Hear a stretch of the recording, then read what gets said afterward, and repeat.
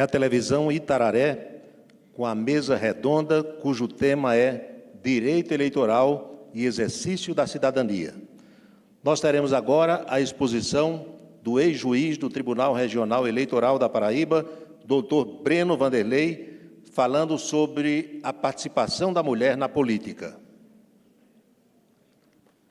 Senhor coordenador do curso de Direito, doutor Técio Mota, meus caros professores Edivan Rodrigues, Aécio Melo, minha cara aluna Lorena Porto, presidente do Diretório Acadêmico, e meu caro Paulo Roberto, apresentador desse programa. Gostaria de início de agradecer o convite que me foi feito pelo professor Técio para participar nessa noite, para essa nossa seleta plateia de alunos, e falar sobre um tema de grande relevância social e, sobretudo, relevância jurídica e relevância também política. E esse tema é justamente a participação da mulher na política, ou nas disputas políticas. E esse tema nos é posto inicialmente pela Lei 9.504/97, a legislação que estabeleceu a questão de cotas de mulheres nas disputas eleitorais. E é uma legislação que nós vamos ver mais adiante, que não nos trouxe uma resposta para o problema da ausência da mulher na política no Brasil.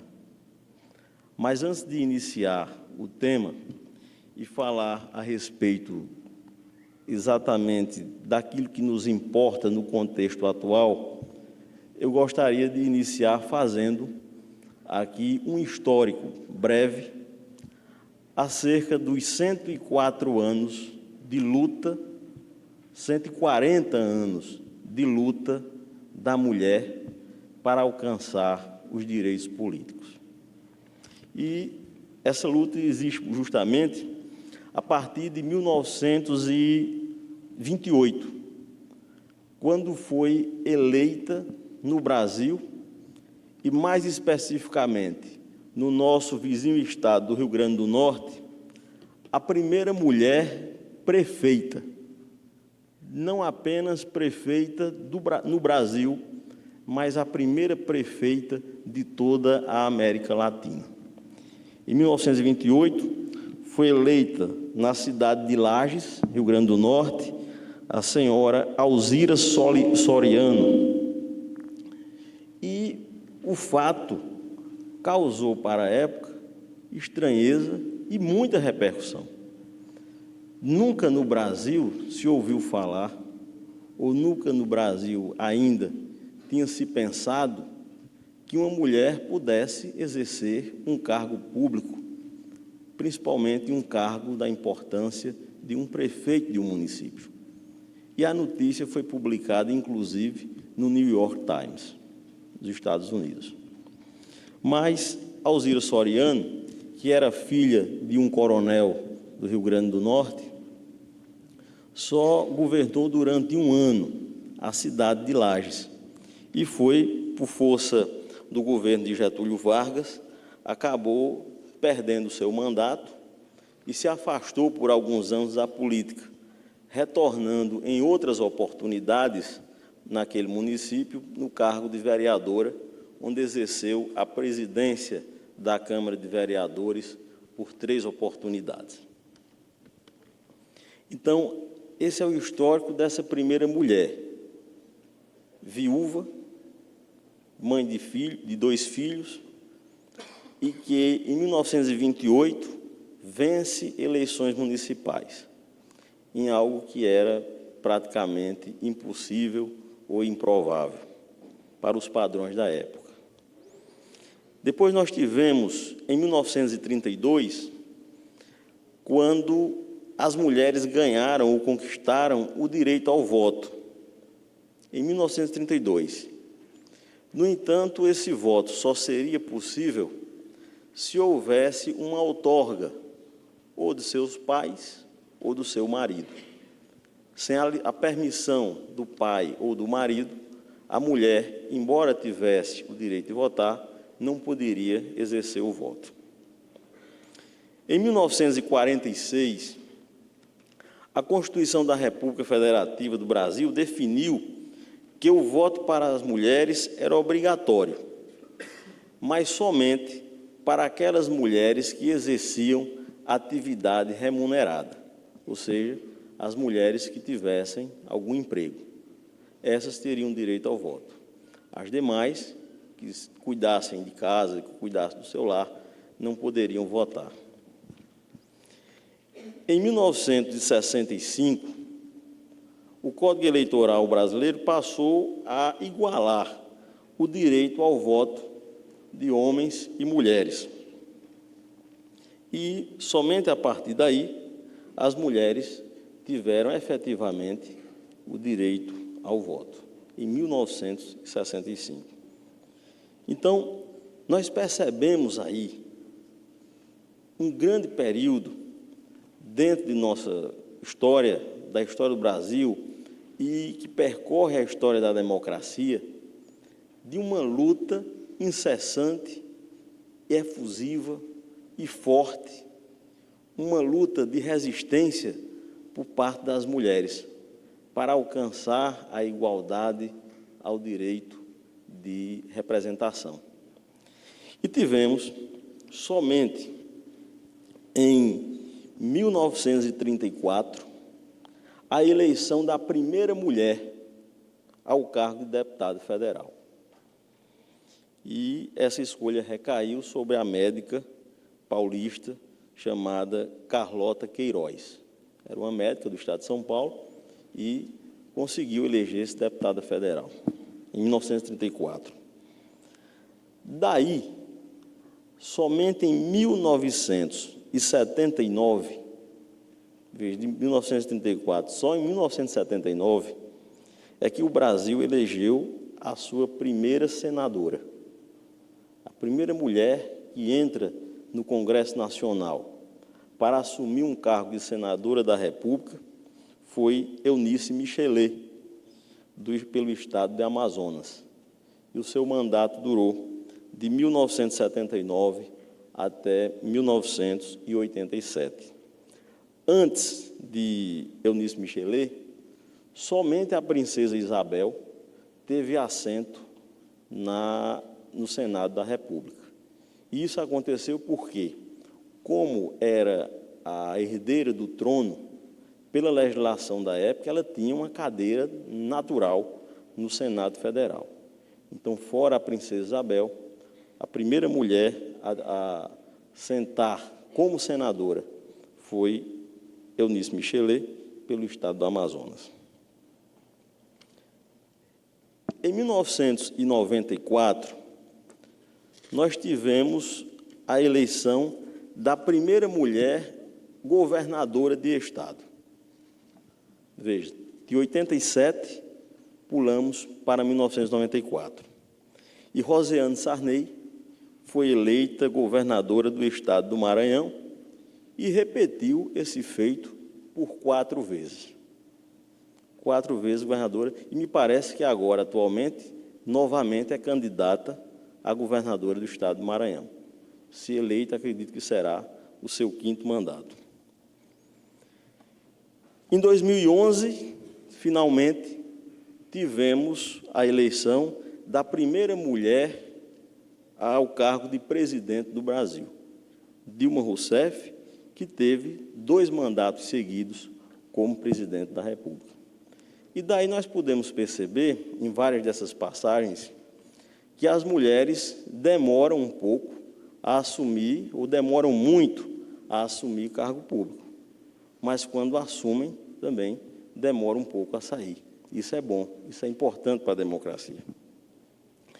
Então, amigos, a Lei 9.504, de 1997, no seu artigo 10, parágrafo 3º, estabelece a cota para a participação feminina nas campanhas políticas, ou seja, as cotas que os partidos políticos devem estabelecer para que tenham em seus quadros mulheres candidatas aos cargos eletivos.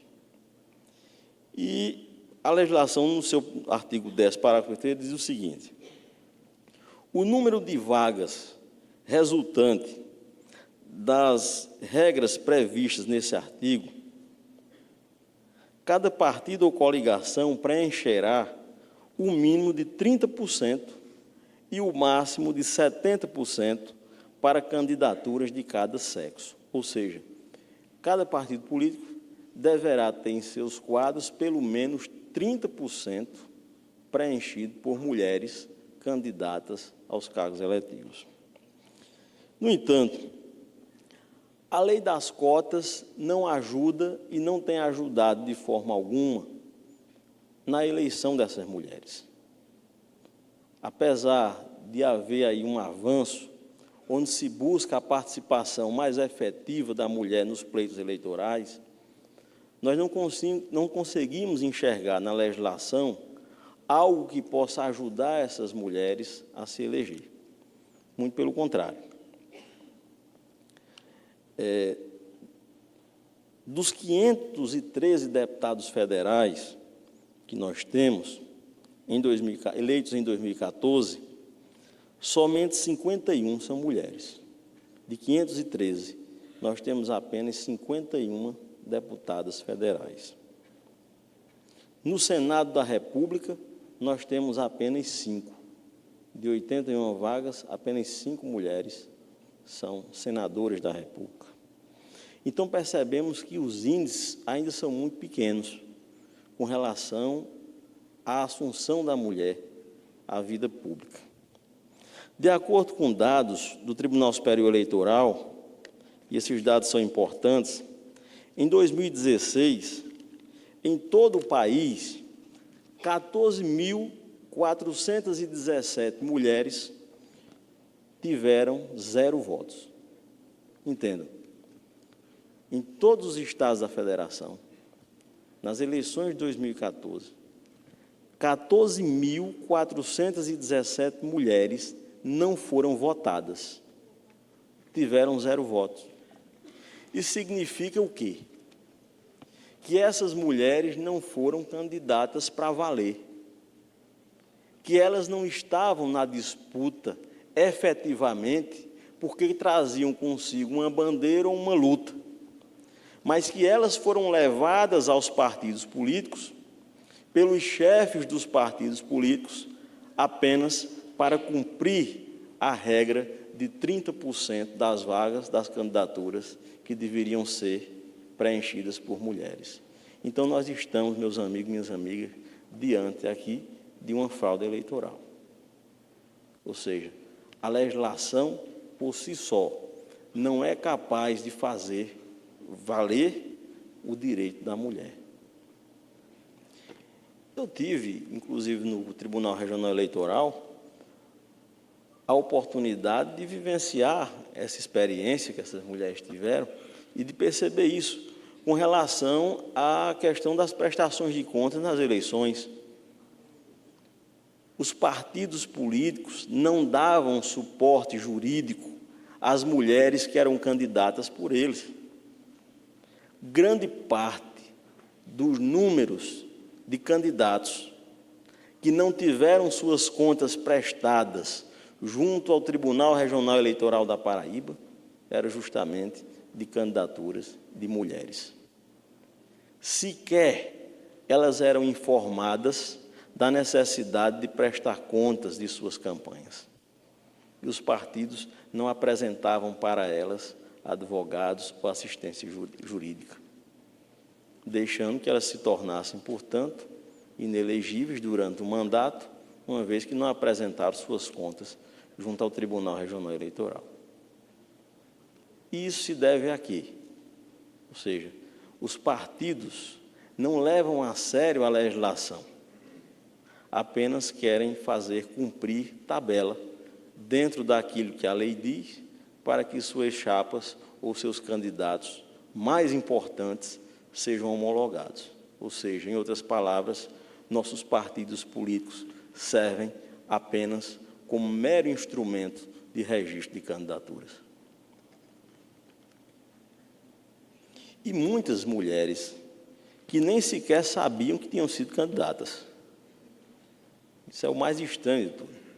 Tive a oportunidade de receber em meu gabinete uma senhora.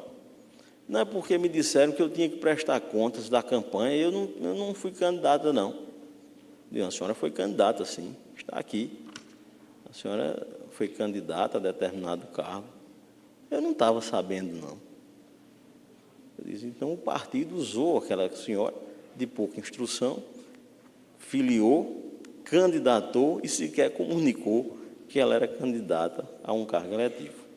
E nós tomamos as providências devidas, encaminhando para que o Ministério Público tomasse o depoimento daquela mulher e apurasse a responsabilidade do partido de quem levou aquela senhora ou induziu aquela mulher a erro. Não só ela, como várias outras mulheres também foram induzidas a erro.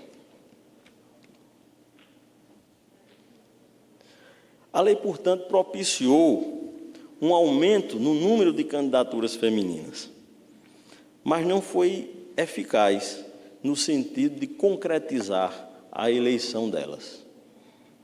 Uma das alternativas que se tem levantado para manter o número de mulheres no parlamento, ou aumentar o número de mulheres no parlamento, seria justamente o voto em lista, que foi mencionado aqui também pelo professor Edivan durante sua exposição. E essa corrente é defendida, inclusive, pela ex-ministra do Tribunal Superior Eleitoral, a ministra Luciana Lócio. Segundo ela, esse sistema melhoraria a participação feminina, como fez na Argentina e no México, em que a participação feminina melhorou bastante por conta do sistema de lista fechada, onde são eleitos aqueles que são constantes dentro daquelas listas. Para a ministra Luciana Lócio, outra falha da legislação está justamente na questão que se refere ao fundo partidário eleitoral. O fundo partidário é o tema que levaria aqui várias palestras ou vários dias para que fosse debatido esse tema. Tão grande é a sua importância e a forma como tem sido tratado pelos partidos políticos. Ou seja, a lei prevê 30% de candidaturas femininas, mas destina apenas 5% do fundo partidário às mulheres. Ou seja, o valor que é destinado para as candidaturas femininas realmente é um valor ínfimo e não dá para ajudar essas mulheres efetivamente na sua campanha eleitoral.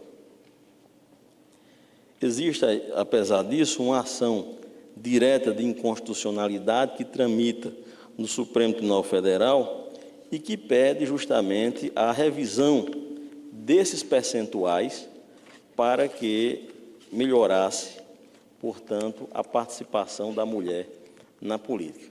O que nós percebemos é que essa participação da mulher, ou esse déficit do número de mulheres na política, é vivenciado também em outras situações em sociedade. Nós temos aqui, não vou muito longe, como, por exemplo, o estado da Paraíba, nós temos um Tribunal de Justiça com 19 desembargadores. Só 2 são mulheres. Só 2. O restante são homens desembargadores.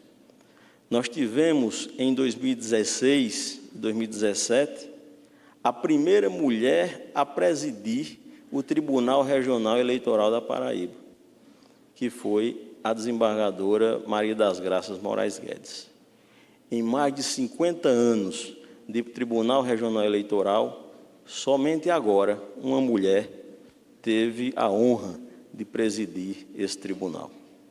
No estado da Paraíba, no Tribunal de Justiça, só uma mulher presidiu o Tribunal de Justiça da Paraíba ao longo de toda a história do nosso estado. Podemos trazer alguns outros dados a respeito disso, a respeito ainda dessa luta que a mulher vem travando ao longo do tempo pelos seus direitos para fazer valer a sua voz. Tivemos a ascensão, passou a vigorar a Lei Maria da Penha, que de uma certa forma traz também para a mulher, ou busca trazer para a mulher uma certa segurança, embora a sua eficácia não tenha sido ainda comprovada, ou seja, não se conseguiu ainda o que se buscava para barrar ou para deter a violência contra as mulheres no nosso país. E é preciso que tenhamos, apesar, com esses dados que trago aqui, essa consciência de que muito ainda se precisa fazer, muito ainda se precisa lutar ou avançar para que a mulher tenha efetivamente o seu espaço na sociedade e na política. Nós dizemos que estamos em um país democrático. Na verdade, nós estamos em um país que luta e que está buscando construir ainda uma democracia. Nós não temos um país igualitário. Apesar da Constituição dizer que todos são iguais perante a lei, nós sabemos que não há igualdade perante a lei, porque também não existe igualdade perante a vida. A vida não iguala as pessoas, e a lei não vai nunca conseguir fazer com que essa mágica aconteça. Então, é preciso que cada um de nós, operadores do direito ou não, tenhamos essa consciência da necessidade de igualdade entre homens e mulheres, de que a sociedade é feita a partir da construção que se faz dessas pessoas. E as mulheres, de forma alguma, poderão ficar à mercê disso ou escanteadas dentro de uma sociedade como a nossa. Afinal de contas, apesar da pequena participação da mulher na política, da mulher do judiciário, da mulher empresária, é a mulher que carrega, com certeza, uma maior responsabilidade no meio social, porque ela leva também consigo a responsabilidade dos filhos, a responsabilidade da família, a responsabilidade dos seus companheiros. Então, amigos, acredito que essa nossa conversa servia tão somente para lhes trazer esses dados e chamar a atenção desses fatos para que nós possamos refletir sobre isso. Eu lembro aqui de um amigo advogado do estado de Pernambuco, Dudu Moraes, e ele dizia: os seus olhos, mulher, possuem a graça que acrescenta ao seu rosto mais ternura, e ao piscar a beleza é quem realça, dando brilho à mais bela criatura. Esbanjando na terra formosura, você chega a encantar por onde passa, pois seu brilho, mulher, é quem realça a beleza que a noite configura. Por isso, meu bem, fique escondida. Não ande pela rua distraída, eu só quero com isso protegê-la. Pois se Deus descobrir do que és capaz, a proposta, no mínimo que Ele faz, é pedir seu olhar para ser estrela. Muito obrigado.